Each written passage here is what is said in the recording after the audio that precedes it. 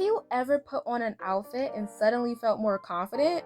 Maybe it was your favorite jacket, a pair of shoes you love, or maybe it was an outfit that made you feel like you could walk through halls, down the street, or into a room like you belonged there. That's the idea behind today's aesthetic. I'm Rain Richmond, and welcome back to The Digital Wardrobe, the podcast where we explore the rise and fall of internet aesthetics through the clothes that define them.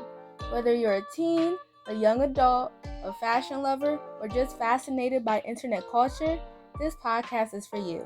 Today, we're talking about one of the most interesting trends to come out on social media, main character energy.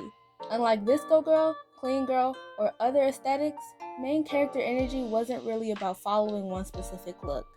It was about becoming the star of your own story. The trend began gaining popularity on TikTok during the late 2010s and early 2020s. Videos encouraged people to romanticize their lives and find beauty in ordinary moments. Walking to school wasn't just walking to school anymore. It became the opening scene of a movie. Drinking coffee wasn't just grabbing a drink, it became part of your character's story. And naturally, fashion became a huge part of that. After all, every movie character has a costume. People began creating outfits that felt intentional and memorable. Long trench coats became popular because they looked dramatic while walking through the city. Oversized headphones became more than just technology. They became an accessory. Layered jewelry, sunglasses, tote bags, boots, sneakers, and statement jackets all helped create a look that felt personal. Unlike other aesthetics, there wasn't one exact uniform. The goal wasn't to dress like everybody else. The goal was to dress like yourself. That's what made main character energy different. Visco Girl had specific items, Clean Girl had specific items, but main character energy focused on creating your own visual identity. Social media played a huge role in making this trend popular. People started filming everyday moments as if they were scenes from a movie, walking through the rain, listening to music, reading at a coffee shop, watching the sunset.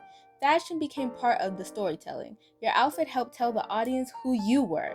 Were you the mysterious character, the confident character, the creative character, the dreamer? The clothing became part of the narrative. And honestly, that's one reason so many people connected with it. At its best, main character energy encouraged confidence. It encouraged people to stop waiting for special occasions to wear clothes they loved. It reminded people that style can be fun, that fashion can tell a story, that self-expression matters.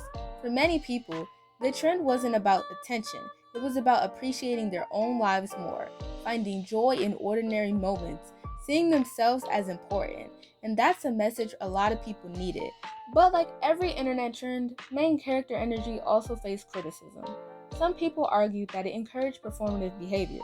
If you're constantly imagining an audience watching you, are you really living in the moment? Others felt social media turned personal experiences into content. Instead of enjoying a sunset, people were focused on filming it. Instead of living their lives, they were documenting them. These criticisms raised important questions. Can you enjoy your life without turning it into a performance? Can self-expression exist without social media validation? Even with those criticisms, main character energy left a lasting impact. It encouraged individuality. It reminded people that style doesn't have to fit inside one aesthetic. You don't have to be Visco. You don't have to be Clean Girl. You don't have to fit into any category. You can create your own. And maybe that's the biggest lesson from this trend.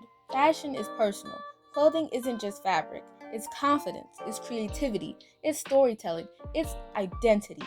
Throughout this podcast series, we have explored different aesthetics and the clothing that defined them. We've talked about trends that rose quickly and faded just as fast. But main character energy reminds us that the most important aesthetic might be the one we create for ourselves.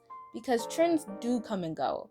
Algorithms change, social media evolves, but personal style lasts. And that's what makes fashion so powerful. Your wardrobe tells a story. The question is, what story do you want to tell? I'm Rain Richmond, and this has been The Digital Wardrobe. Thank you for listening, and thank you for joining me on this journey through the internet fashion history. If you enjoyed this episode, make sure to like, share, and subscribe. Until next time, remember, you don't have to follow someone else's aesthetic. Create your own.